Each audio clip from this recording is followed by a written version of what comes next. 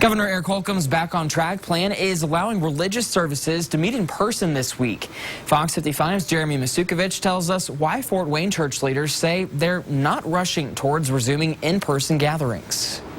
The governor is allowing congregations to gather, but that does not require them to gather. And so we are taking a more cautious approach. Plymouth Church senior pastor Timothy Murphy says while the decision to allow in-person religious services is encouraging, most Fort Wayne church leaders are not letting the opportunity to open their doors get in the way of keeping their congregation safe. I think focusing on timing in terms of dates is the wrong approach. We're going to wait at least to the end of May before we gather. And when we do have gatherings, I would imagine that worship might be one of the things that comes back later. Governor Holcomb's Back on Track plan allows churches to fully open with social distancing Friday, but Murphy expects most churches to remain virtual for the next few weeks. And we think it's more important to love one another by keeping our distance and be cautious than to rush back in without a good plan. Joshua's Temple lead pastor Cedric Walker says some churches' decision to open sooner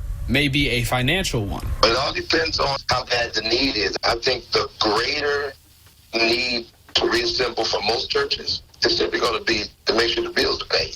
Walker says he will not let financial pressure dictate when he will reopen the church's doors. And he expects churches who do open up sooner rather than later to take additional steps towards spreading out attendance. We may have to double up our services, do 2 or 3 services so that we can accommodate people. Some people may have to do services on Saturday, or we could just be patient. Walker says he looks forward to interacting with the congregation in person, but is unwilling to do so until he knows attendees will be as safe as possible. And they are eager to get back, but we're not so eager to get back that we're willing to put each other at risk, especially our seniors. In Fort Wayne, Jeremy Masukovich, Fox 55 News.